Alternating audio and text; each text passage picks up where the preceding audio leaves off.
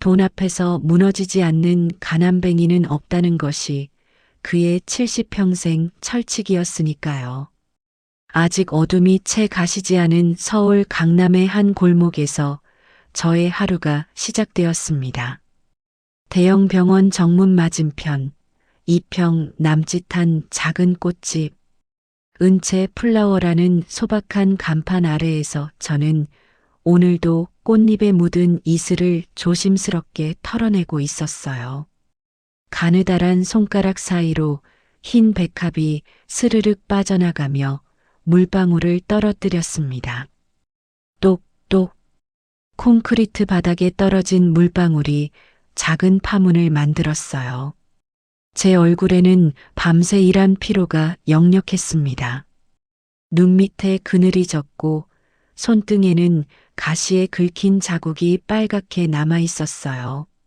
하지만 제 눈빛만큼은 맑았습니다. 꽃을 대하는 그 순간만큼은 세상의 모든 근심을 잊을 수 있었으니까요. 가게 안쪽 구석, 낡은 플라스틱 의자 위에서는 8살 딸 하늘이가 작은 책상에 엎드려 자고 있었습니다. 아이의 손에는 연필이 들려 있었고 공책에는 삐뚤빼뚤한 글씨로 문장 하나가 적혀 있었어요. 저는 꽃을 정리하다 말고 잠든 딸을 힐끗 바라보았습니다. 작은 어깨가 규칙적으로 오르내리는 모습에 입가에 미소가 번졌어요. 조금만 더 버티자. 우리 하늘이 위해서라도. 저는 속으로 다짐하며 다시 손을 움직였습니다. 제 하루는 늘 이렇게 시작되었습니다. 새벽같이 일어나 도매시장에서 꽃을 떼어오고 하늘이가 잠에서 깨기 전에 가게 정리를 끝내야 했어요. 그리고 아이를 학교에 보낸 뒤에는 밤늦게까지 꽃다발을 만들고 배달을 다니고 장부를 정리했습니다. 하루 평균 수면 시간은 4시간. 끼니는 제때 챙기지 못했고 손은 언제나 거칠게 갈라져 있었어요. 하지만 저는 단 한 번도 하늘이 앞에서 힘든 표정을 지은 적이 없었습니다. 아침 7시. 하늘이가 기지개를 켜며 일어났습니다. 아이의 머리는 헝클어져 있었고 볼에는 공책줄이 빨갛게 찍혀 있었어요. 저는 다가가 딸의 머리를 쓰다듬었습니다. 공부하다 잠든 우리 아이. 8살밖에 안 된 어린 나이인데 벌써부터 엄마 걱정에 일찍 일어나려 애쓰는 모습이 가슴을 먹먹하게 했어요. 하늘이는 조용히 세수를 하러 갔고 저는 냉장고에서 어젯밤 준비해둔 도시락을 꺼냈습니다. 플라스틱 용기 안에는 노랗게 붙인 계란말이와 빨간 소시지, 그리고 작은 브로콜리가 예쁘게 담겨 있었어요. 많은 반찬은 아니었지만 저는 매일 딸의 도시락만큼은 정성껏 챙겼습니다. 모녀의 아침 식사는 소소하지만 따뜻했습니다. 하늘이는 오늘 학교 미술 시간에 백합을 그릴 거라며 신이 나 있었어요. 제가 제일 좋아하는 꽃이 백합이라는 걸 기억하고 있는 우리 딸. 그 말을 들으니 눈가가 촉촉해졌습니다. 이 이야기가 마음에 드신다면 어디서 듣고 계신지 소중한 댓글 남겨주세요. 아직 구독 안 하셨다면 구독과 좋아요 한 번씩 부탁드립니다. 여러분의 관심이 더 좋은 이야기를 만드는 힘이 됩니다. 오전 8시 30분. 하늘이를 학교에 데려다주고 돌아온 저는 가게 앞에 세워진 검은색 승합차를 발견했습니다. 심장이 쿵 내려앉았어요. 차 안에서 험상궂은 사내 둘이 내렸습니다. 목덜미까지 올라온 문신, 찌푸린 인상, 그리고 손에 들린 서류 봉투. 제 얼굴이 순식간에 하얗게 질렸습니다. 또 왔구나. 사채업자들이었어요. 4년 전 하늘이 아빠는 제 이름으로 몰래 빚 보증을 세워놓고 도망쳤습니다. 처음엔 2천만 원이었어요. 하지만 이자가 붙고 이자에 이자가 붙어 이제는 8천만 원이 넘는 빚더미가 되어 있었습니다. 우두머리로 보이는 사내가 서류를 흔들며 협박하듯 다가왔어요. 오늘까지 500만 원을 입금하지 않으면 가게 문을 닫겠다는 협박이었습니다. 저는 떨리는 다리를 간신히 지탱하며 사내들 앞에 섰습니다. 제발 조금만 기다려달라고, 이번 달은 정말 장사가 안 됐다고 애원했어요. 하지만 사내들은 아랑곳하지 않았습니다. 그중 한 명이 가게 안으로 거칠게 들어서더니 진열대를 발로 걷어찼어요. 쾅! 유리병에 꽂힌 백합과 장미들이 바닥으로 쏟아졌습니다. 물이 사방으로 튀고 꽃잎이 흩어지고 유리 파편이 날카롭게 빛났어요. 제 심장이 찢어지는 것 같았습니다. 새벽부터 정성껏 손질한 꽃들이 순식간에 짓밟히는 모습. 하지만 저는 항의조차 할 수 없었어요. 힘이 없었으니까요. 돈이 없었으니까요.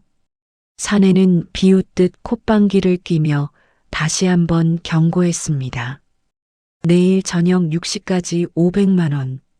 한 푼이라도 모자라면 이 가게를 당장 넘기라고.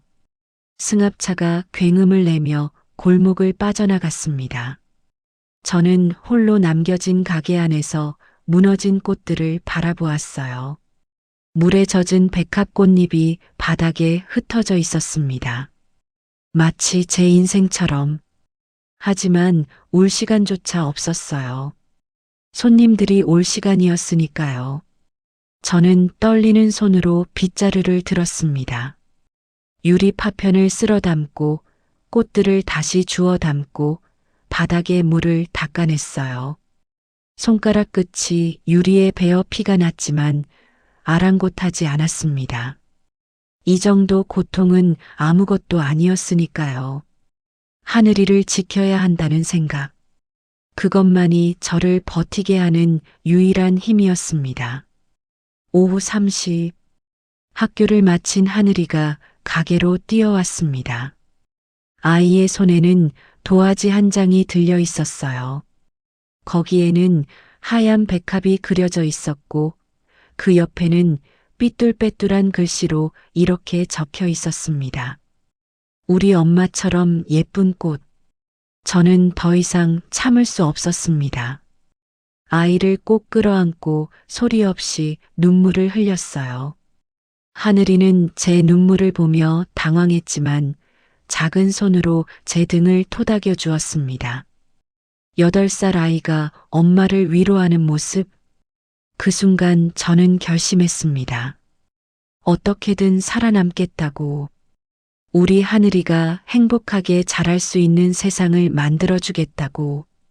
비록 지금은 사채업자들에게 짓밟히고 세상에 치이고 돈 한 푼 없이 버티는 초라한 싱글맘이지만 언젠가는 당당하게 살 수 있는 날이 올 거라고 믿었습니다. 그날 저녁 가게 문을 닫고 장부를 정리하던 저는 통장 잔액을 확인했습니다. 87만 원. 내일까지 500만 원을 만들어야 하는데 제 통장에는 고작 87만 원밖에 없었어요. 어떻게 해야 할까요? 밤새 고민했지만 답은 나오지 않았습니다. 그저 하늘이의 잠든 얼굴을 바라보며 한숨만 깊어졌어요. 그리고 바로 그 순간 제 인생을 완전히 바꿀 운명적인 사건이 일어나려 하고 있었습니다. 그날 밤은 유난히 비가 많이 내렸습니다. 오후 5시가 넘자 하늘은 먹구름으로 뒤덮였고 곧이어 장대비가 쏟아지기 시작했어요. 저는 서둘러 가게 앞 꽃들을 안으로 옮기고 있었습니다. 빗물에 젖으면 상품 가치가 떨어지니까요. 하늘이는 가게 안에서 숙제를 하고 있었어요. 아이의 연필 굴러가는 소리가 빗소리와 섞여 들렸습니다. 바로 그때였어요. 학교 앞에서 방과 후 수업을 마치고 돌아오던 아이들이 우르르 몰려왔습니다. 그중 하늘이와 친한 친구 한 명이 손을 흔들며 다가왔어요. 하늘이는 반가운 마음에 가게 밖으로 뛰쳐나갔습니다. 제가 미처 말릴 틈도 없었어요. 두 아이는 좁은 처마 밑에서 깔깔거리며 웃었습니다. 그러다 하늘이 친구가 들고 있던 노란 고무공이 손에서 빠져나갔어요. 공은 대굴대굴 굴러 도로 쪽으로 향했습니다. 하늘이가 본능적으로 공을 쫓아 달려갔어요. 8살 아이에게 도로의 위험 따위는 보이지 않았습니다. 오직 굴러가는 노란 공만이 전부였어요. 제 심장이 멈춘 것 같았습니다. 입에서 비명이 터져 나왔지만 빗소리에 묻혀 아이에게 닿지 않았어요. 바로 그 순간이었습니다. 코너를 돌아 들어오던 검은색 고급 세단이 미끄러지듯 나타났어요. 이 타이어가 젖은 아스팔트를 긁는 날카로운 소리가 골목을 찢었습니다. 저는 생각할 겨를도 없이 몸이 먼저 움직였어요. 꽃 진열대를 박차고 뛰어나갔습니다. 온 세상이 느리게 흘러가는 것만 같았어요. 빗방울 하나하나가 눈에 보일 정도였습니다.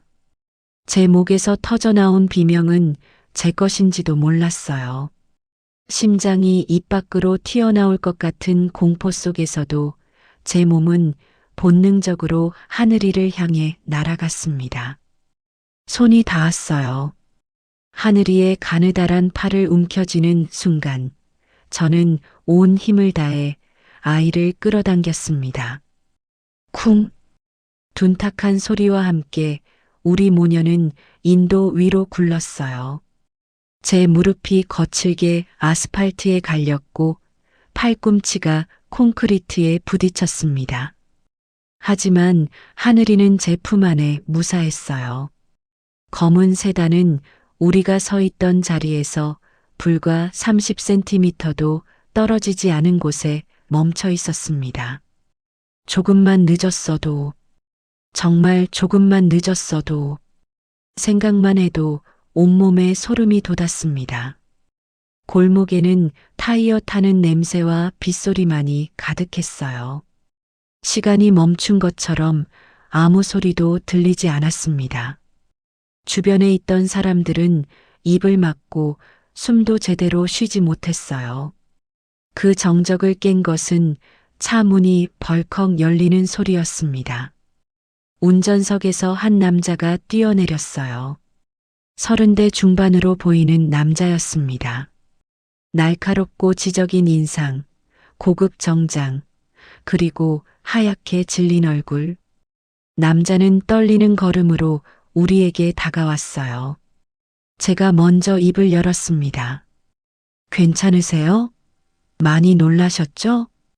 남자가 멍한 표정으로 저를 바라보았어요. 마치 제 말을 이해하지 못하는 것처럼 눈만 깜빡거렸습니다. 저는 떨리는 다리를 일으키며 하늘이의 상태를 재빨리 확인했어요. 다행히 아이는 멀쩡했습니다. 겁에 질려 울먹이고 있었지만 다친 곳은 없었어요. 우리 아이가 갑자기 뛰어든 게 잘못이에요. 정말 죄송합니다. 제 말에 남자의 눈이 휘둥그레졌습니다. 아니, 지금 아이 어머니가 다쳤는데. 저는 고개를 저었어요. 보시다시피 애는 멀쩡해요. 제 무릎 좀 까진 거야 아무것도 아니고요. 사실 무릎에서는 피가 철철 흘러내리고 있었습니다. 하지만 하늘이가 무사한 게 중요했지. 제 상처 따위는 신경 쓸 겨를이 없었어요. 남자는 그 자리에 굳어버린 듯 서 있었습니다. 그의 이름은 한지훈. 그랜드 호텔 그룹의 후계자이자 전략기획본부 상무였어요. 수천억의 계약을 다루고 수많은 사람들의 탐욕을 봐온 남자였습니다. 하지만 지금 눈앞에 이 여자는 그가 이해할 수 없는 존재였어요. 당장 소리를 지르고 배상을 요구해도 모자랄 판에 오히려 운전자를 걱정하다니, 피를 흘리면서도 아이만 무사하면 된다는 듯 담담하게 말하다니. 지우는 멍하니 서서 저를 바라보았습니다. 그리고 그 순간 그의 가슴 깊은 곳에서 무언가가 크게 흔들리기 시작했어요. 병원에 가셔야 합니다. 지훈의 목소리가 떨렸어요. 무릎이 많이 다치셨잖아요. 그리고 아이도. 겉보기엔 멀쩡해 보여도 내상이 있을 수 있어요. 저는 잠시 망설였습니다. 병원비가 걱정되었거든요. 하지만 하늘이의 안전이 우선이었어요. 결국 저는 고개를 끄덕였습니다. 지훈의 차는 놀라울 정도로 조용했어요. 은은한 가죽 향과 고급스러운 냄새가 차 안을 가득 채웠습니다. 꽃향기와 흙냄새에 익숙한 제게는 너무나 낯선 세계였어요. 저는 자꾸만 몸을 움츠렸습니다. 하늘이는 제 품에 꼭 안겨 떨고 있었고요. 대학병원 응급실에 도착했을 때 지우는 직접 우리를 부축해 안으로 들어갔습니다. 접수 창구에서 그는 단호하게 말했어요. 가장 빠른 검사로 부탁드립니다. 아이가 교통사고를 당했어요. 간호사가 의아한 눈으로 우리를 바라보았습니다. 고급 정장을 입은 남자가 초라한 차림의 모녀를 데리고 온 모습이 어색했던 거예요. 하지만 지우는 아랑곳하지 않았습니다. 검사 결과가 나올 때까지 저는 하늘이 손을 꼭 잡고 기도했어요. 제발 아무 이상 없기를. 제발 우리 하늘이 괜찮기를. 시간이 영원처럼 느껴졌습니다. 그리고 드디어 의사가 결과를 알려주었어요. 아이는 아무 이상 없습니다. 타박상뿐이에요. 그 말이 떨어지는 순간 저는 더 이상 버틸 수 없었어요. 꼿하게 버티던 다리가 풀리며 바닥에 주저앉았습니다. 눈물이 쏟아졌어요. 참았던 공포, 두려움, 안도감이 한꺼번에 터져나왔습니다.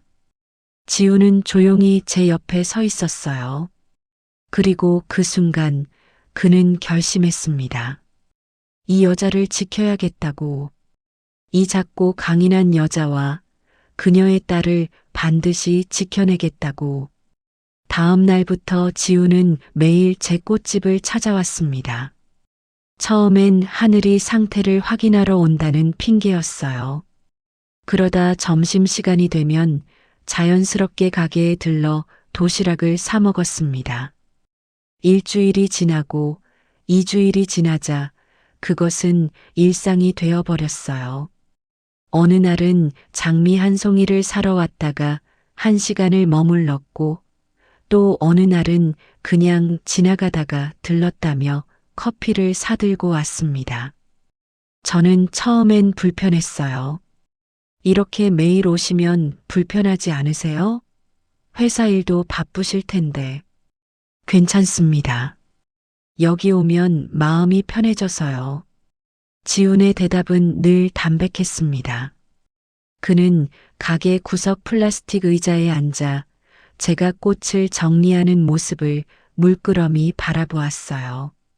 때로는 하늘이와 함께 종이 접기를 하기도 했고, 때로는 그냥 조용히 앉아 차를 마셨습니다. 한 달이 지날 무렵 저는 깨달았어요. 지훈이 단순히 하늘이 때문에 오는 게 아니라는 것을, 그의 눈빛이 저를 향하고 있다는 것을. 어느 비 오는 오후였습니다. 손님이 뜸한 시간이었어요. 지훈은 평소처럼 가게에 들어와 의자에 앉았습니다. 하늘이는 안쪽 방에서 낮잠을 자고 있었고 가게에는 저와 지훈만 남았어요. 저는 묵묵히 꽃잎을 다듬고 있었습니다. 은채 씨, 지훈이 조용히 제 이름을 불렀어요. 저는 손을 멈추고 고개를 들었습니다. 왜 이렇게 혼자서 모든 걸 짊어지고 사세요? 갑작스러운 질문에 저는 당황했어요. 뭐가요? 하늘이 아버지는요? 저는 손에 들고 있던 가위를 내려놓았습니다. 오랫동안 꺼내지 않았던 상처였어요. 대학교 1학년 때 만난 첫사랑이었어요. 제 목소리는 담담했습니다. 세상에서 제일 믿었는데 제가 임신한 걸 알자마자 도망갔어요. 그것도 제 이름으로 빚 보증까지 세워놓고요. 지훈의 미간이 굳어졌어요. 처음엔 배신감에 죽고 싶었어요. 근데 하늘이 얼굴 보니까 그럴 수가 없더라고요. 저는 쓸쓸하게 웃었습니다. 그냥 이 아이 지키는 게 제 인생의 전부가 됐어요. 지우는 한참 동안 저를 바라보았습니다. 그리고 천천히 손을 뻗어 제 거친 손등 위에 자신의 손을 포겠어요. 고생 많으셨습니다. 그의 목소리는 따뜻했습니다. 은채 씨는 그 사람이 감당할 수 없을 만큼 너무 눈부신 사람이라 그 겁쟁이가 도망친 거예요. 당신 잘못 아닙니다. 오랜만에 느껴보는 위로였어요. 제 눈가가 뜨거워졌습니다. 그날 이후 지훈과 저 사이에는 묘한 설렘이 피어나기 시작했습니다. 2달이 지났을 때였어요. 지훈은 평소보다 조금 긴장한 표정으로 가게에 들어왔습니다. 손에는 작은 상자가 들려 있었어요. 은채 씨, 이거 받아주시겠어요? 상자 안에는 소박한 진주 귀걸이가 들어 있었습니다. 화려하지 않았지만 은은하게 빛나는 아름다운 귀걸이였어요. 왜 이런 걸? 저는 당황했습니다. 은채 씨가 항상 진주를 좋아한다고 하셨잖아요. 백합 옆에 놓으면 예쁠 것 같다고. 그는 제가 무심코 했던 말까지 기억하고 있었어요. 제 가슴이 두근거렸습니다. 이건 너무 비싼 거예요. 저는 지훈이 제 말을 가로막았어요. 은채 씨, 저 솔직하게 말씀드릴게요. 그의 눈빛이 진지해졌습니다. 저는 은채 씨가 좋습니다. 처음 만난 그날부터 계속 생각났어요. 저는 숨이 멎을 것 같았어요. 저 같은 사람, 싱글맘이고 빚도 많고. 지훈이 고개를 저었습니다. 그게 뭐가 중요해요? 제가 보는 건 지금 제 앞에 있는 서은채라는 사람이에요. 그의 고백은 진심이었어요. 하지만 저는 받아들일 수 없었습니다. 현실의 벽이 너무 높았거든요. 지훈 씨, 저희는 너무 다른 세계 사람이에요. 아니에요.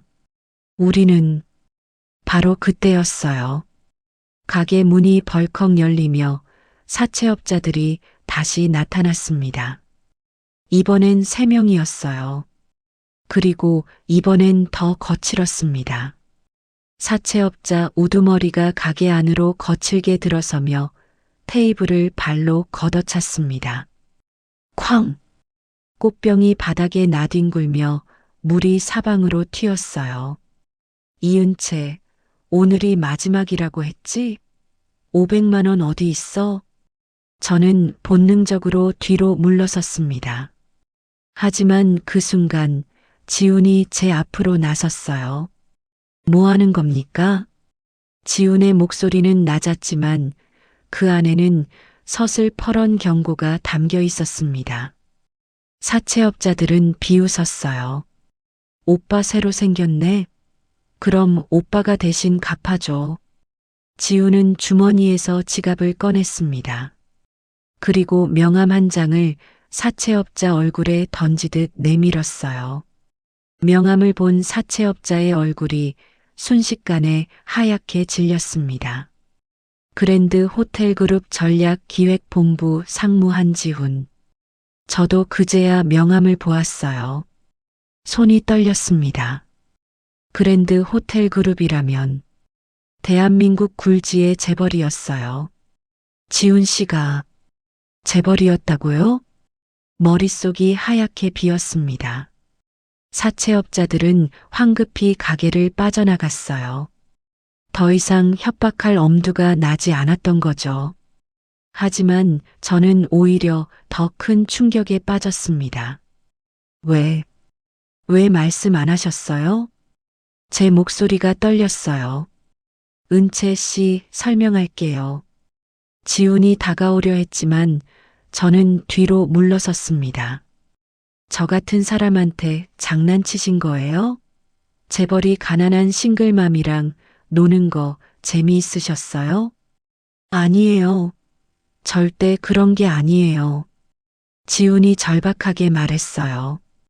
처음에는 그냥 숨기고 싶었어요. 제 신분 때문에 은채 씨가 부담스러워할까봐. 저는 고개를 저었습니다. 지훈 씨, 우리는 정말 다른 세계 사람이에요.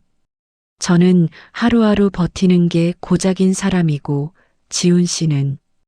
은채 씨, 지훈이 제 손을 잡았어요.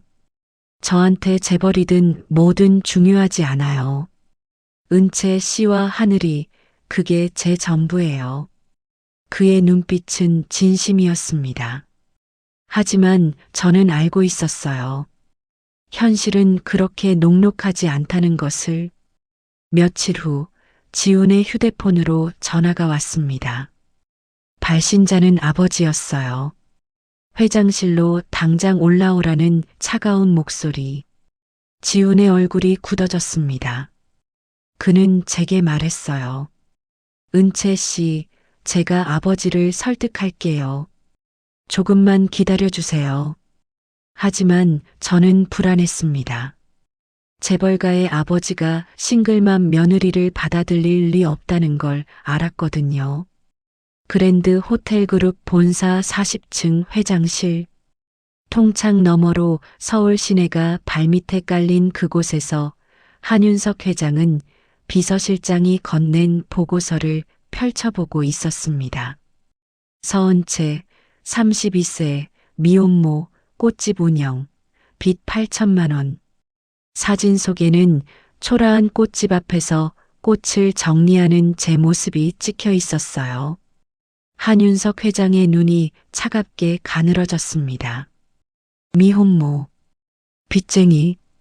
그의 목소리는 얼음장처럼 차가웠어요. 우리 아들놈이 저런 여자한테 빠졌다고? 네, 회장님. 거의 매일 그 꽃집을 방문하고 계십니다. 회장은 사진을 책상 위에 던지듯 내려놓았습니다. 70평생을 살아오며 맨손으로 이 거대한 그룹을 일궈낸 그였어요. 그는 가난을 벌레보다 더 혐오했습니다. 가난한 자들은 게으르거나 교활하거나 둘 중 하나라고 믿었어요. 당장 강지훈 불러와. 회장실 문이 열리고 지훈이 들어왔습니다. 그는 굳은 표정으로 아버지 책상 앞까지 걸어왔어요. 아버님, 드릴 말씀이 있습니다. 나도 내 놈한테 할 말이 있었어. 회장이 냉랭하게 말했습니다. 지훈은 양복 안주머니에서 사진 한 장을 꺼내 책상 위에 올려놓았습니다. 꽃집 앞에서 하늘이와 함께 웃고 있는 저와의 사진이었어요. 결혼하려고 합니다. 순간 회장실의 공기가 얼어붙었습니다. 한윤석 회장의 눈이 천천히 가늘어졌어요. 뭐라고? 이 사람과 결혼하겠습니다. 아이도 제가 키우겠습니다. 회장이 자리에서 벌떡 일어났습니다. 지금 제 정신으로 하는 소리냐? 그의 목소리는 낮았지만 분노로 가득했어요. 그랜드 호텔그룹 후계자가 어디 근본도 모르는 미혼모랑 살림을 차리겠다고? 그것도 남의 자식까지 데리고? 아버님, 지훈의 목소리도 단호했습니다. 그 사람은 아버님이 생각하는 그런 천박한 사람이 아닙니다. 회장은 허탈하게 웃었어요. 가난한 것들이 파는 건 딱 하나다. 동정심이야. 그의 눈빛은 차가웠습니다.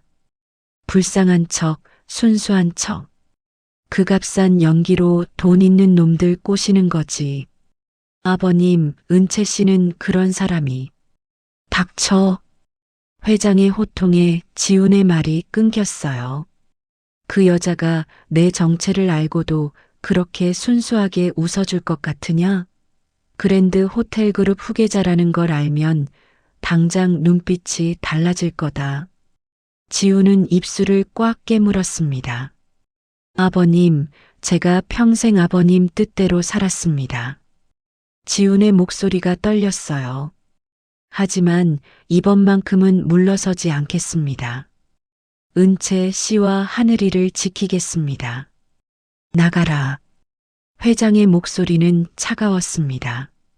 아버님, 나가라고 했다. 지훈은 더 이상 말하지 못하고 회장실을 나섰습니다. 문이 닫히고 한윤석 회장은 홀로 남아 창밖을 바라보았어요.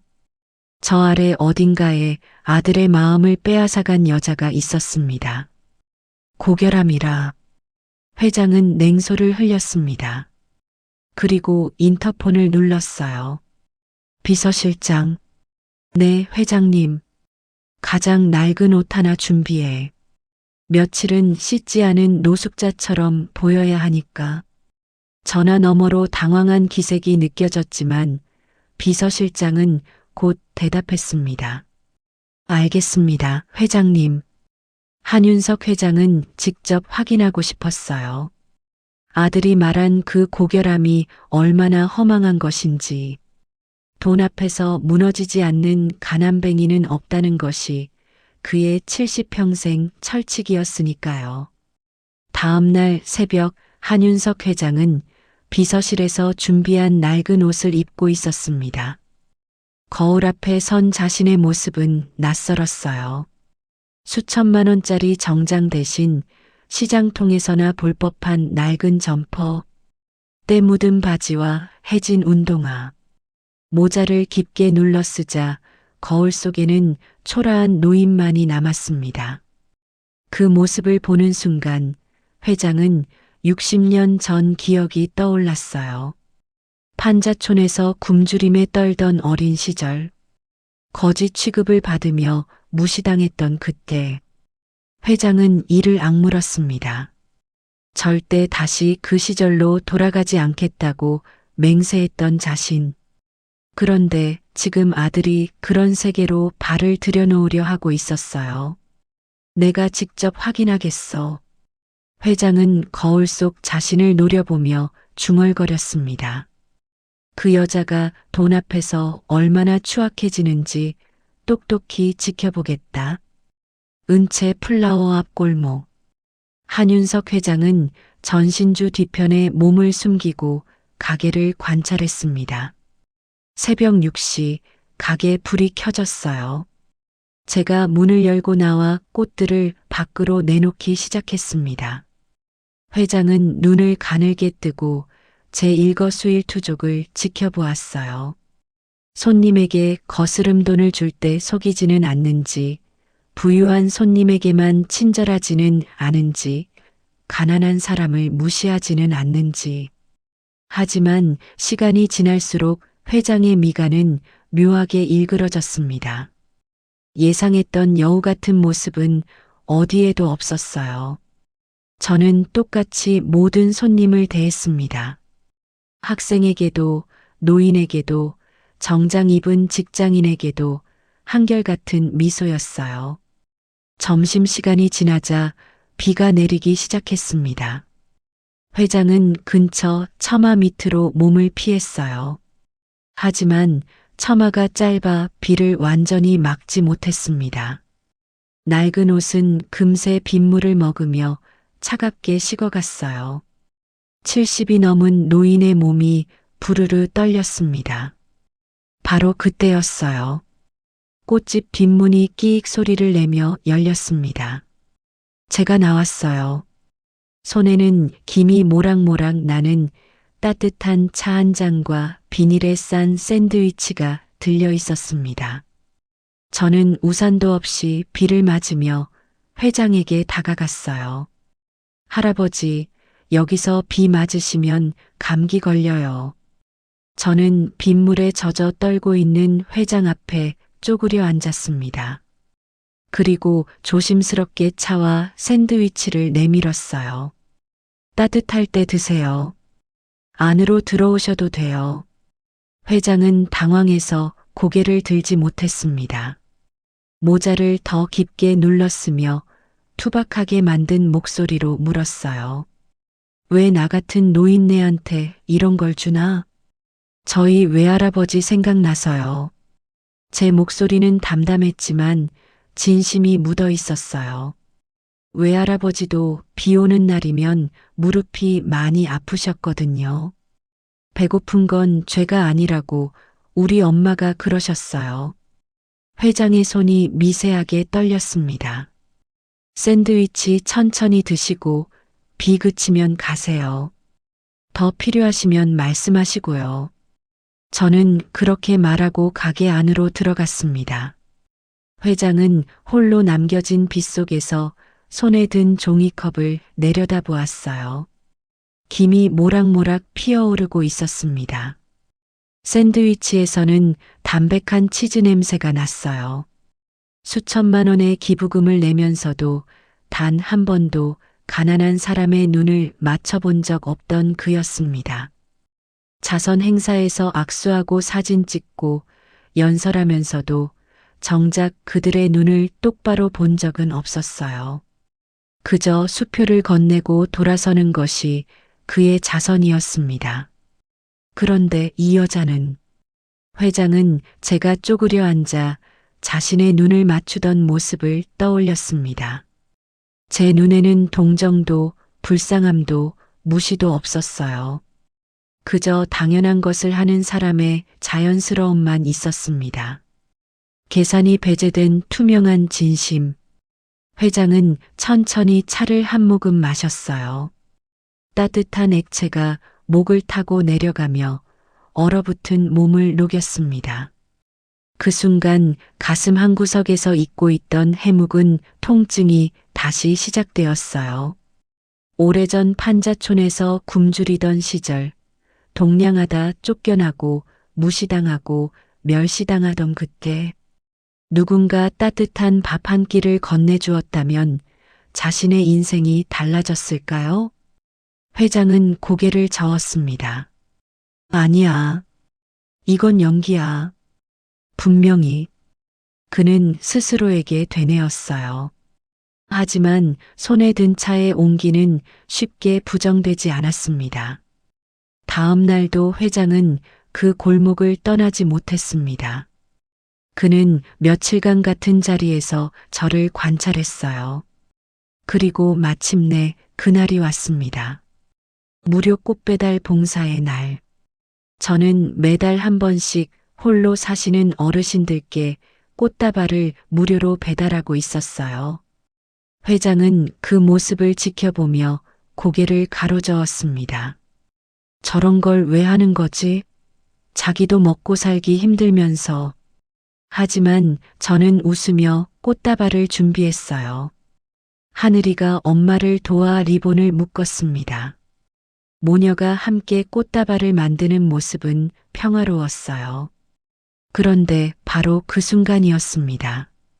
골목 입구로 검은 승합차가 거칠게 들이닥쳤어요. 사채업자들이었습니다. 이번엔 5명.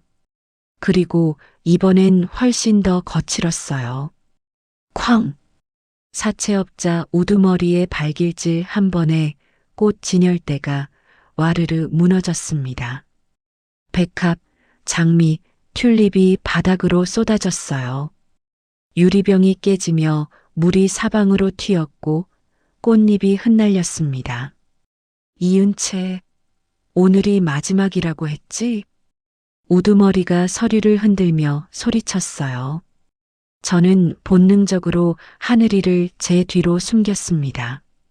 아이가 제 옷자락을 꽉 움켜쥐며 떨고 있었어요. 제발요. 조금만 더 시간을 주세요. 제 목소리가 갈라졌습니다. 시간? 이미 넉 달을 기다려줬어. 사내 하나가 가게 안으로 들어와 카운터를 발로 걷어찼어요. 현금 서랍이 바닥에 떨어지며 동전들이 사방으로 굴러다녔습니다. 돈 없으면 이 가게라도 넘겨. 아니면 몸으로 갚든가. 비열한 웃음이 가게 안을 채웠습니다. 저는 더 이상 버틸 수 없었어요. 무릎을 꿇었습니다. 제발, 아이 앞에서는 이러지 마세요. 제 눈에서 눈물이 주르륵 흘러내렸어요. 자존심 같은 건 이미 안중에도 없었습니다. 하늘이만 지킬 수 있다면 무릎도 꿇을 수 있었어요. 그런데 사내들은 비웃기만 했습니다. 그중 한 명이 하늘이가 아끼던 작은 가방을 낚아챘어요. 제가 밤새 바느질해서 만들어준 캔버스 가방이었습니다. 안 돼요. 그거 내 거예요.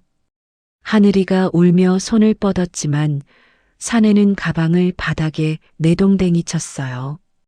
그리고 구두발로 짓밟았습니다. 제 마음이 함께 짓밟히는 것 같았어요. 내일까지 1,000만 원. 한 푼이라도 모자라면 그땐 너도 가만 안 둔다. 우두머리가 마지막 협박을 내뱉고 승합차를 타고 사라졌습니다. 골목에는 정적만이 흘렀어요. 저는 난장판이 된 가게 안에서 무너진 꽃들을 바라보았습니다. 그리고 조용히 울었어요. 하지만 이 모든 광경을 전신주 뒤에서 지켜보던 한윤석 회장의 눈빛이 섬광처럼 변했습니다. 주먹을 쥔 그의 손이 부들부들 떨리고 있었어요. 손톱이 손바닥을 파고들 정도로 세게 쥐고 있었습니다. 저런 쓰레기 같은 것들이 감히. 회장은 당장이라도 비서실에 전화를 걸어 저놈들을 쓸어버리고 싶었어요. 그랜드 호텔 그룹의 힘이라면 순식간에 처리할 수 있었습니다. 하지만 그는 지금 노숙자였어요. 지금 나서면 내 논리가 무너진다. 회장은 이를 악물며 휴대폰을 쥔 손을 내렸습니다. 하지만 머리로는 부정해도 가슴은 이미 불타오르고 있었어요. 비겁하게 여자와 아이를 협박하는 자들, 힘없는 사람을 짓밟아 돈을 뜯어내는 자들, 그리고 그 압도적인 폭력 앞에 무력하게 무너지는 한 여자. 회장의 가슴 속에서 알 수 없는 통증이 번져나갔습니다. 난장판이 된 가게 안에서 저는 하늘이를 꼭 안고 있었어요. 아이는 제 품에서 소리 없이 울고 있었습니다. 엄마, 우리 어떡해요? 8살 아이의 떨리는 목소리. 저는 대답할 수 없었어요. 정말 어떻게 해야 할지 몰랐으니까요. 하지만 울 시간조차 없었습니다. 저는 떨리는 손으로 빗자루를 들었어요. 깨진 유리를 쓸어 담고 꽃들을 다시 주워 담고 바닥에 물을 닦아냈습니다. 손가락이 유리에 베어 피가 났지만 아랑곳하지 않았어요. 그리고 가게 한쪽에서 무료 꽃배달 봉사용 현수막을 꺼냈습니다. 회장은 도무지 이해할 수 없다는 표정으로 저를 바라보았어요. 내일이면 당장 길거리에 나앉을 판에 저 여자는 대체 왜 저러고 있는 거지? 저는 현수막을 벽에 걸고 다시 꽃다발을 만들기 시작했습니다. 내일 기다리시는 할머니들이 계세요. 저는 혼잣말처럼 중얼거렸어요.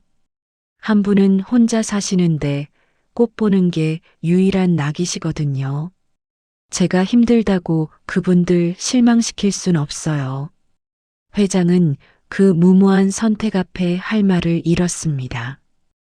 효율, 이윤, 기브앤테이크, 받은 만큼 돌려주고 이익이 없으면 움직이지 않는다. 그것이 그의 70평생 철칙이었어요. 하지만 눈앞에 이 여자는 그의 상식으로는 도저히 계산되지 않는 답을 내놓고 있었습니다. 빚에 쪼들리면서 남을 돕는다고, 당장 자기 밥도 없으면서 남 걱정을 한다고.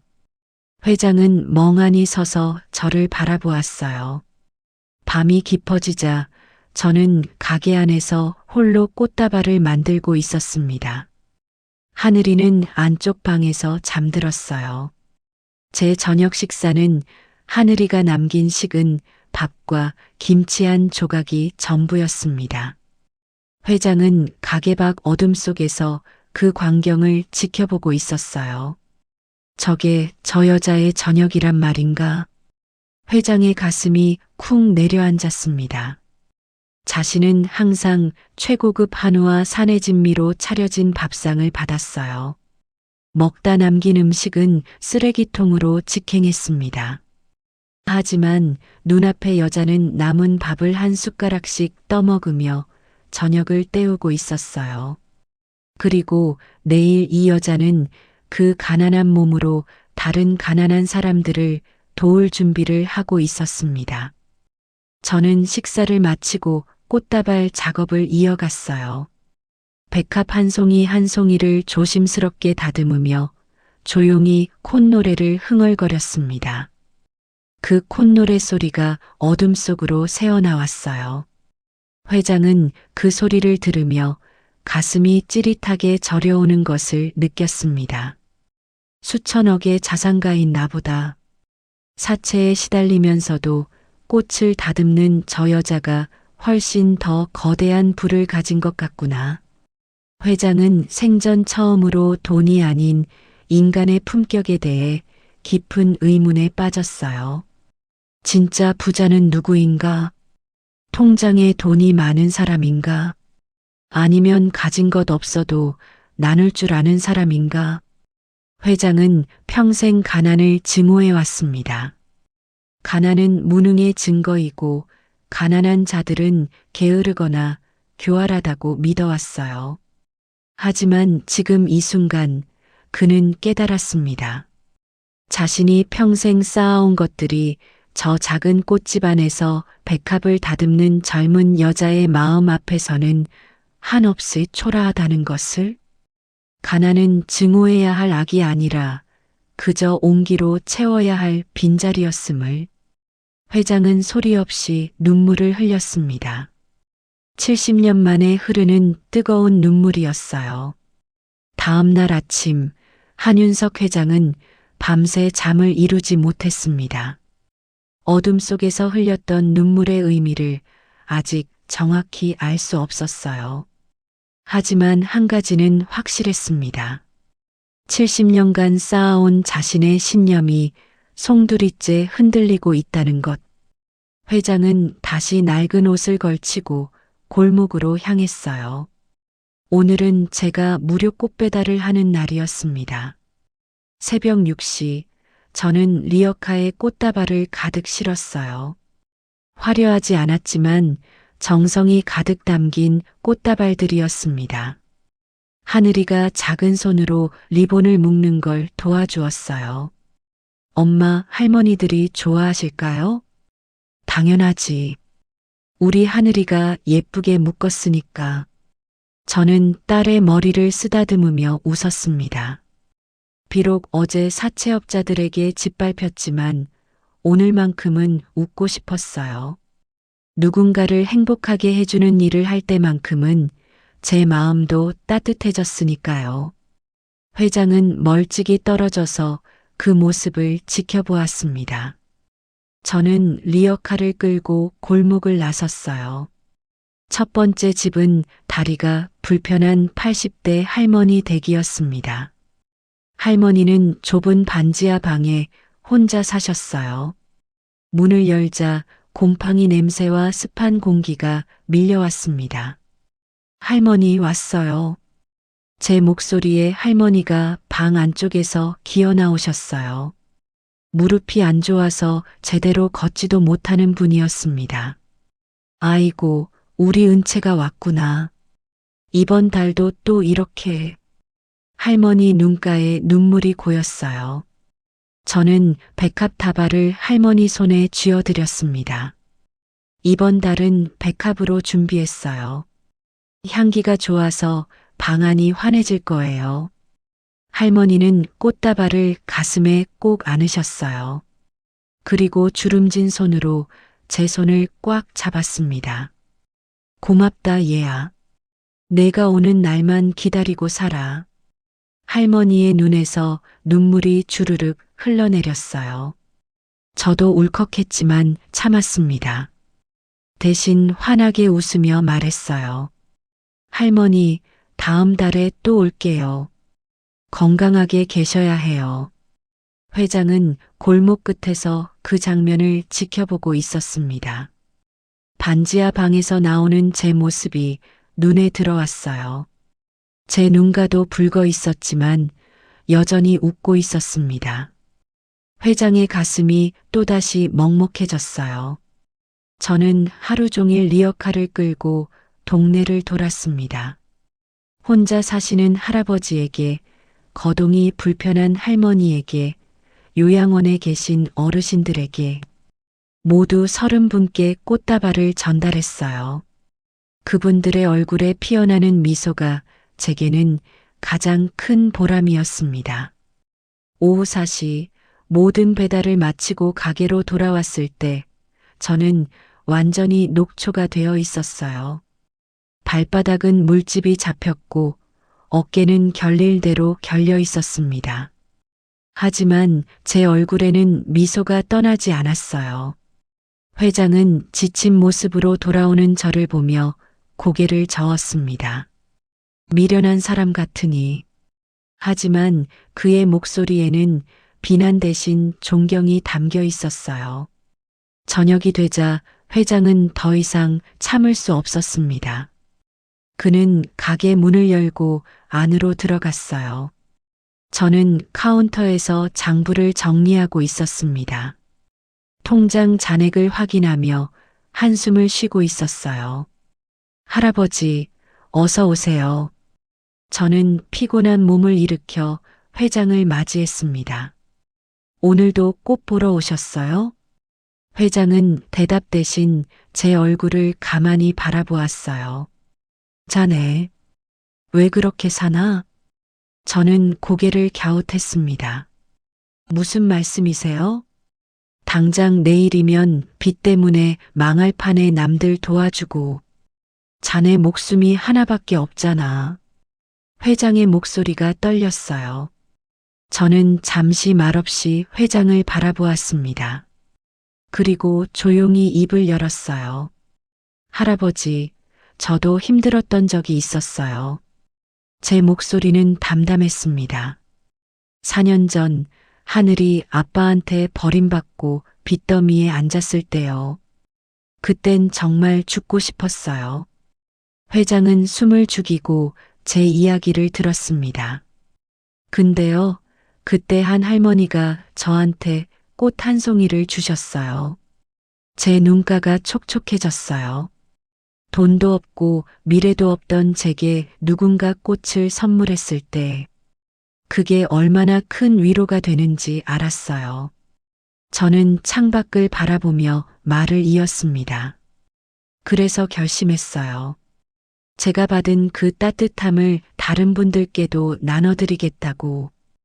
회장은 더 이상 말할 수 없었어요. 목이 메었습니다. 자네는 정말. 회장의 목소리가 갈라졌어요.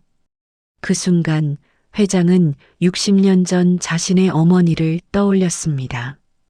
판자촌에서 작은 국밥집을 하시던 어머니.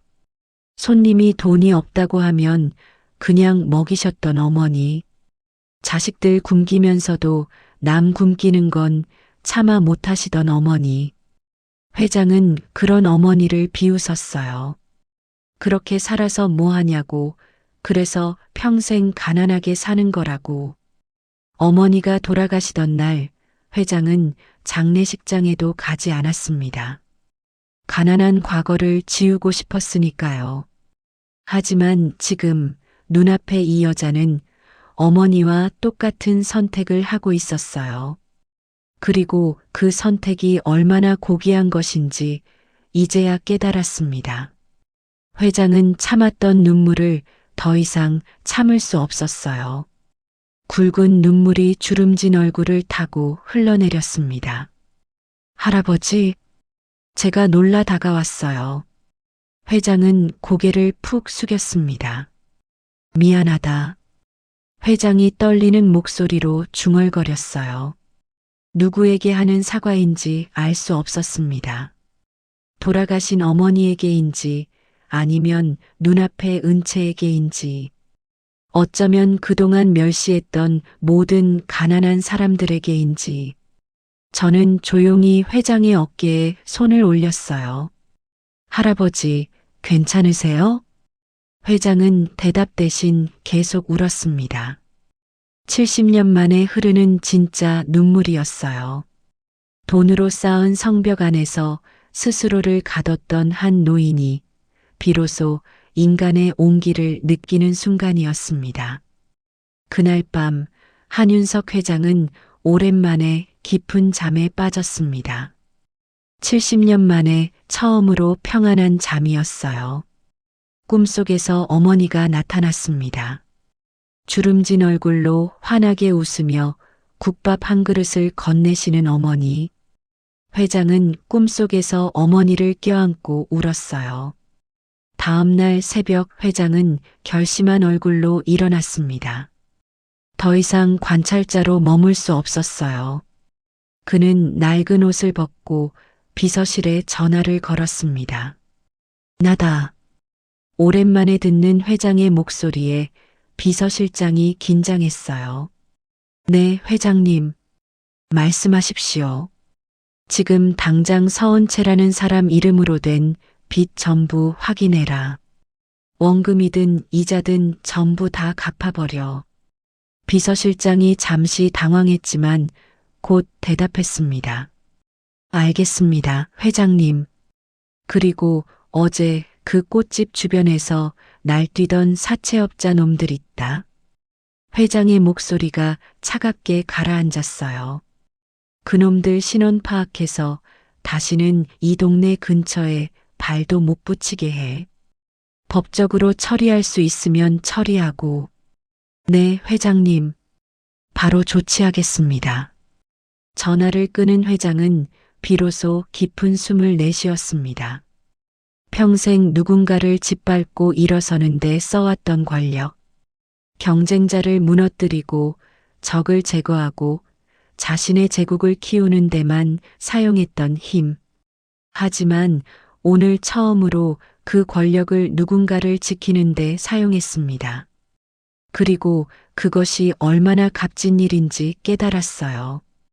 오전 10시 제 휴대폰으로 알 수 없는 번호에서 전화가 걸려왔습니다. 여보세요? 서은채 씨 맞으십니까? 네, 그런데요. 저는 제1은행 대출팀 김 과장이라고 합니다.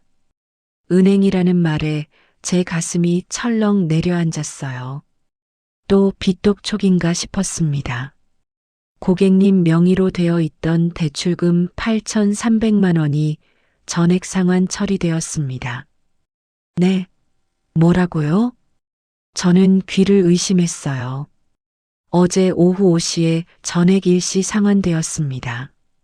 확인 부탁드립니다. 전화가 끊겼습니다. 저는 멍하니 휴대폰을 들고 서 있었어요. 8,300만 원이 갚아졌다고? 누가? 왜? 손이 떨렸습니다. 그 순간 지훈의 얼굴이 떠올랐어요. 설마 지훈 씨가? 하지만 곧 다른 생각이 들었습니다. 지훈이라면 직접 말했을 거예요. 그럼 도대체 누가? 저는 황급히 은행 앱을 켰습니다. 대출 잔액 영원. 정말이었어요. 4년간 저를 짓눌렀던 빚더미가 한순간에 사라져 있었습니다. 저는 그 자리에 주저앉아 울었어요. 믿을 수 없었습니다. 이게 꿈인가 싶어 뺨을 꼬집어 보기도 했어요. 하지만 현실이었습니다. 바로 그때 가게 문이 열렸습니다. 정장을 빼입은 두 남자가 들어왔어요. 한 사람은 50대 중반, 다른 한 사람은 30대 초반으로 보였습니다. 서은채 씨 맞으십니까? 네. 그런데요. 저희는 그랜드 호텔그룹 비서실에서 나왔습니다. 남자가 명함을 건넸어요. 그랜드 호텔그룹 비서실장 박민수. 저는 명함을 받아들고 어리둥절했습니다. 회장님께서 은채 씨를 만나고 싶어 하십니다. 회장님이요? 네. 오늘 저녁 7시 회장님 댁으로 모셔가도 될까요? 저는 무슨 일인지 알 수 없었어요. 하지만 거절할 수 없었습니다. 지훈의 아버지, 그랜드 호텔그룹 회장이 저를 부른다는 것. 그것은 분명 심상치 않은 일이었어요. 저녁 7시 비서실에서 보낸 차를 타고 도착한 곳은 엄청난 저택이었습니다. 거대한 철문이 열리자 끝없이 펼쳐진 정원이 나타났어요. 저는 긴장한 채 차에서 내렸습니다. 집사로 보이는 사람이 저를 안내했어요. 대리석 복도를 지나 거대한 응접실에 들어섰습니다. 그리고 거기서 저는 한 노인을 마주했어요. 고급 정장을 차려입은 70대 노신사. 그런데 그 얼굴이 낯익었습니다. 할아버지, 제 입에서 놀란 목소리가 터져 나왔어요.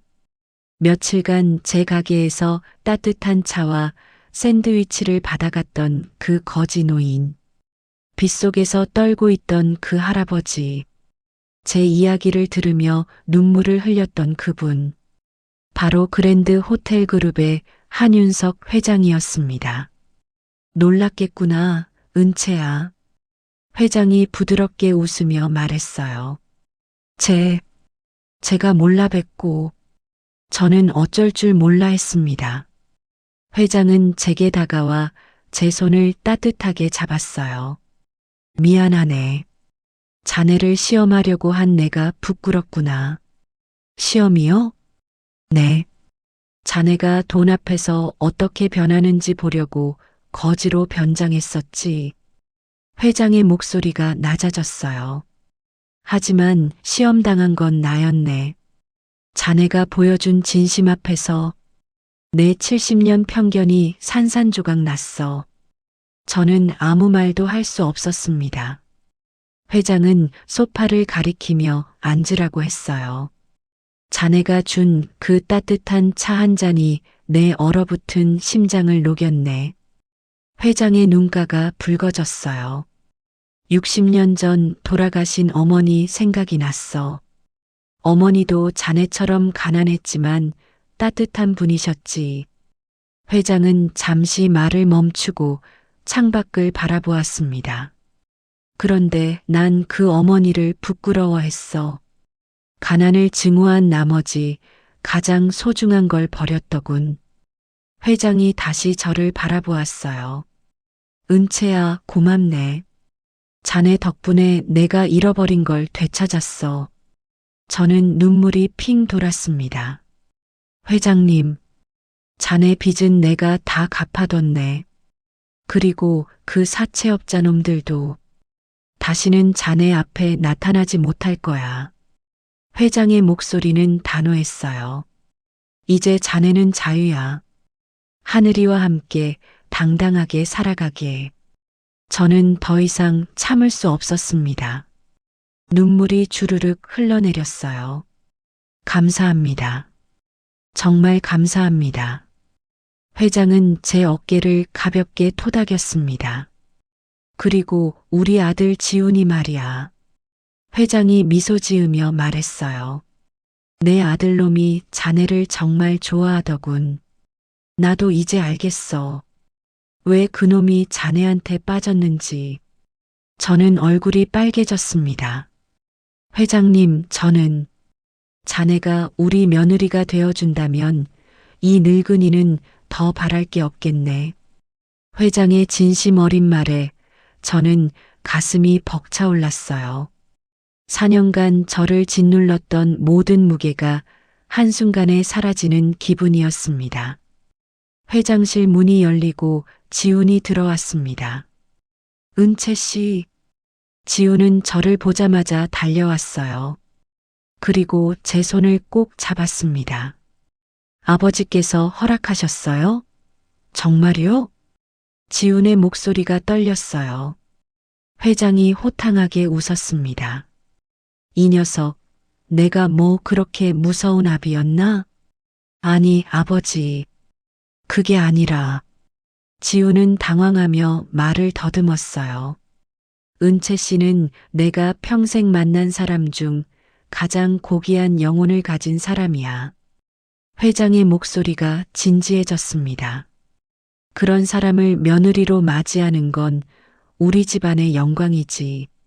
저는 믿을 수 없었어요. 며칠 전만 해도 차갑게 거절할 줄 알았던 재벌가의 회장이 지금은 따뜻하게 저를 받아들이고 있었습니다. 회장님, 저는 미혼모고 학력도 없고. 은채야. 회장이 제 말을 가로막았어요.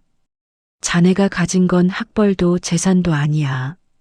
자네는 이 차가운 세상에서 온기를 잃지 않는 마음을 가졌어. 회장의 눈빛이 따뜻했습니다.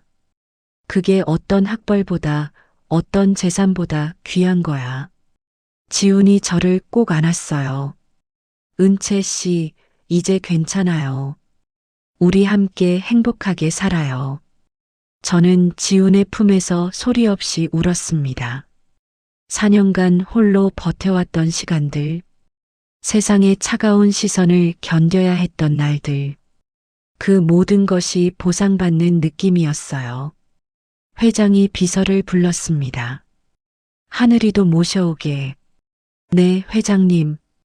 잠시 후 비서의 손을 잡고 하늘이가 들어왔어요. 아이는 처음 보는 거대한 저택에 눈이 휘둥그레져 있었습니다. 엄마. 하늘이가 저를 보자 달려왔어요. 저는 딸을 꼭 안았습니다. 회장이 하늘이 앞에 무릎을 꿇고 눈높이를 맞췄어요. 하늘아, 나는 지훈이 아빠란다. 하늘이가 고개를 갸웃했습니다. 그럼 할아버지세요? 그렇지. 이제부터 할아버지라고 불러줄 수 있겠니?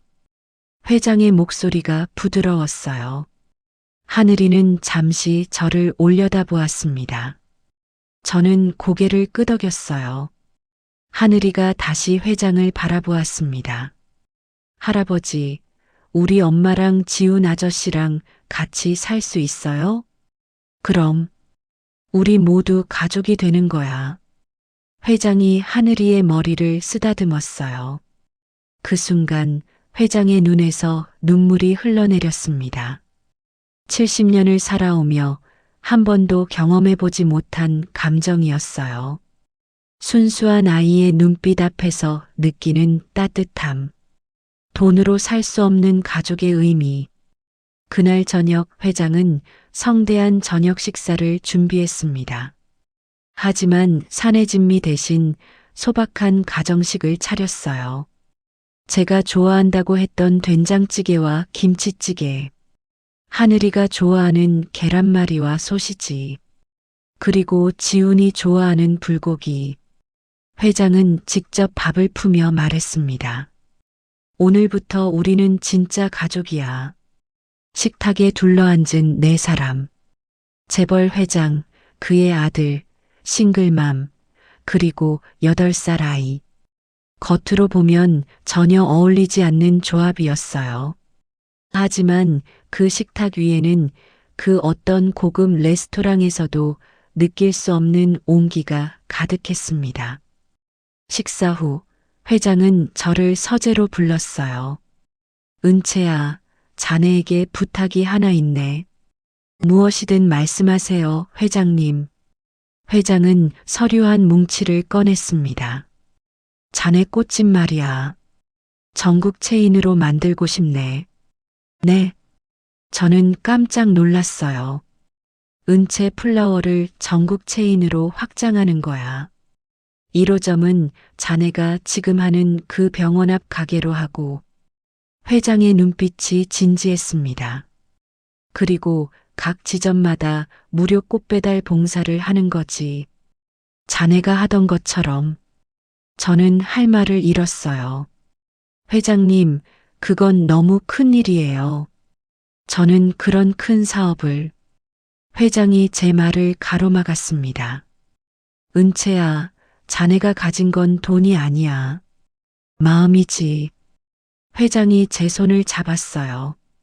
자네의 그 따뜻한 마음을 더 많은 사람들에게 나눠주게. 내가 돈은 대줄 테니 자네는 그냥 자네답게만 하면 돼. 저는 눈물이 핑 돌았습니다. 정말 제가 할 수 있을까요? 할 수 있어. 자네는 이미 하고 있었잖아. 회장이 환하게 웃었어요. 그날 밤 저는 하늘 위를 재우고 창밖을 바라보았습니다. 별이 쏟아지는 밤하늘. 4년 전 똑같은 하늘 아래서 저는 절망했었어요. 홀로 아이를 키우며 빚에 쪼들리며 내일이 두려웠습니다. 하지만 지금은 달랐어요. 같은 하늘이지만 희망으로 가득 차 보였습니다. 은채 씨, 지훈이 뒤에서 조용히 다가왔어요. 그리고 제 어깨를 감쌌습니다. 행복하세요? 네. 너무 행복해서 꿈인 것 같아요. 저는 지훈의 손을 꼭 잡았어요. 이건 꿈이 아니에요. 우리가 함께 만들어갈 현실이에요. 지훈이 저를 돌아보게 하고 눈을 마주쳤습니다. 은채 씨, 저랑 결혼해 주세요. 지훈의 목소리가 떨렸어요. 하늘이 엄마로서가 아니라 한지훈의 아내로서 평생 함께 해주세요. 저는 눈물을 흘리며 고개를 끄덕였습니다. 네, 함께 할게요. 두 사람은 별빛 아래서 꼭 안았어요. 그리고 그 순간 창문 너머에서 한윤석 회장이 흐뭇하게 미소 짓고 있었습니다. 아들이 진짜 사랑을 찾았구나. 회장은 중얼거렸어요. 그리고 하늘을 올려다 보았습니다. 어머니, 이제야 알겠습니다. 진짜 부자가 뭔지. 회장의 눈에서 눈물이 흘렀어요. 하지만 이번엔 슬픔의 눈물이 아니었습니다. 감사의 눈물이었어요.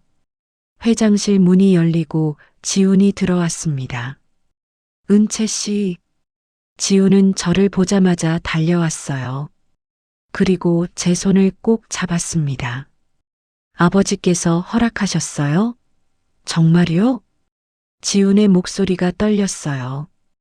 회장이 호탕하게 웃었습니다. 이 녀석, 내가 뭐 그렇게 무서운 아비였나? 아니, 아버지. 그게 아니라. 지훈은 당황하며 말을 더듬었어요. 은채 씨는 내가 평생 만난 사람 중 가장 고귀한 영혼을 가진 사람이야. 회장의 목소리가 진지해졌습니다. 그런 사람을 며느리로 맞이하는 건 우리 집안의 영광이지. 저는 믿을 수 없었어요. 며칠 전만 해도 차갑게 거절할 줄 알았던 재벌가의 회장이 지금은 따뜻하게 저를 받아들이고 있었습니다. 회장님, 저는 미혼모고 학력도 없고. 은채야. 회장이 제 말을 가로막았어요. 자네가 가진 건 학벌도 재산도 아니야. 자네는 이 차가운 세상에서 온기를 잃지 않는 마음을 가졌어. 회장의 눈빛이 따뜻했습니다. 그게 어떤 학벌보다 어떤 재산보다 귀한 거야. 지훈이 저를 꼭 안았어요. 은채 씨, 이제 괜찮아요. 우리 함께 행복하게 살아요. 저는 지훈의 품에서 소리 없이 울었습니다. 4년간 홀로 버텨왔던 시간들, 세상의 차가운 시선을 견뎌야 했던 날들, 그 모든 것이 보상받는 느낌이었어요. 회장이 비서를 불렀습니다. 하늘이도 모셔오게. 네, 회장님. 잠시 후 비서의 손을 잡고 하늘이가 들어왔어요. 아이는 처음 보는 거대한 저택에 눈이 휘둥그레져 있었습니다. 엄마. 하늘이가 저를 보자 달려왔어요. 저는 딸을 꼭 안았습니다. 회장이 하늘이 앞에 무릎을 꿇고 눈높이를 맞췄어요. 하늘아, 나는 지훈이 아빠란다. 하늘이가 고개를 갸웃했습니다. 그럼 할아버지세요? 그렇지. 이제부터 할아버지라고 불러줄 수 있겠니? 회장의 목소리가 부드러웠어요. 하늘이는 잠시 저를 올려다보았습니다. 저는 고개를 끄덕였어요. 하늘이가 다시 회장을 바라보았습니다. 할아버지, 우리 엄마랑 지훈 아저씨랑 같이 살 수 있어요? 그럼, 우리 모두 가족이 되는 거야. 회장이 하늘이의 머리를 쓰다듬었어요. 그 순간 회장의 눈에서 눈물이 흘러내렸습니다. 70년을 살아오며 한 번도 경험해보지 못한 감정이었어요. 순수한 아이의 눈빛 앞에서 느끼는 따뜻함. 돈으로 살 수 없는 가족의 의미. 그날 저녁 회장은 성대한 저녁 식사를 준비했습니다. 하지만 사내 진미 대신 소박한 가정식을 차렸어요. 제가 좋아한다고 했던 된장찌개와 김치찌개, 하늘이가 좋아하는 계란말이와 소시지, 그리고 지훈이 좋아하는 불고기. 회장은 직접 밥을 푸며 말했습니다. 오늘부터 우리는 진짜 가족이야. 식탁에 둘러앉은 네 사람. 재벌 회장, 그의 아들, 싱글맘, 그리고 8살 아이. 겉으로 보면 전혀 어울리지 않는 조합이었어요. 하지만 그 식탁 위에는 그 어떤 고급 레스토랑에서도 느낄 수 없는 온기가 가득했습니다. 식사 후 회장은 저를 서재로 불렀어요. 은채야, 자네에게 부탁이 하나 있네. 무엇이든 말씀하세요, 회장님. 회장은 서류한 뭉치를 꺼냈습니다. 자네 꽃집 말이야. 전국 체인으로 만들고 싶네. 네. 저는 깜짝 놀랐어요. 은채 플라워를 전국 체인으로 확장하는 거야. 1호점은 자네가 지금 하는 그 병원 앞 가게로 하고. 회장의 눈빛이 진지했습니다. 그리고 각 지점마다 무료 꽃배달 봉사를 하는 거지. 자네가 하던 것처럼. 저는 할 말을 잃었어요. 회장님, 그건 너무 큰 일이에요. 저는 그런 큰 사업을. 회장이 제 말을 가로막았습니다. 은채야, 자네가 가진 건 돈이 아니야. 마음이지. 회장이 제 손을 잡았어요. 자네의 그 따뜻한 마음을 더 많은 사람들에게 나눠주게. 내가 돈은 대줄 테니 자네는 그냥 자네답게만 하면 돼. 저는 눈물이 핑 돌았습니다. 정말 제가 할 수 있을까요? 할 수 있어. 자네는 이미 하고 있었잖아. 회장이 환하게 웃었어요. 그날 밤 저는 하늘이를 재우고 창밖을 바라보았습니다. 별이 쏟아지는 밤하늘. 4년 전 똑같은 하늘 아래서 저는 절망했었어요. 홀로 아이를 키우며 빚에 쪼들리며 내일이 두려웠습니다. 하지만 지금은 달랐어요. 같은 하늘이지만 희망으로 가득 차 보였습니다. 은채 씨, 지훈이 뒤에서 조용히 다가왔어요. 그리고 제 어깨를 감쌌습니다. 행복하세요?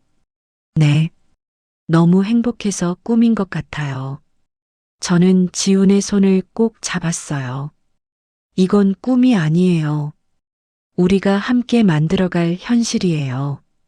지훈이 저를 돌아보게 하고 눈을 마주쳤습니다. 은채 씨, 저랑 결혼해 주세요. 지훈의 목소리가 떨렸어요. 하늘이 엄마로서가 아니라 한지훈의 아내로서 평생 함께 해주세요. 저는 눈물을 흘리며 고개를 끄덕였습니다. 네, 함께 할게요. 두 사람은 별빛 아래서 꼭 안았어요.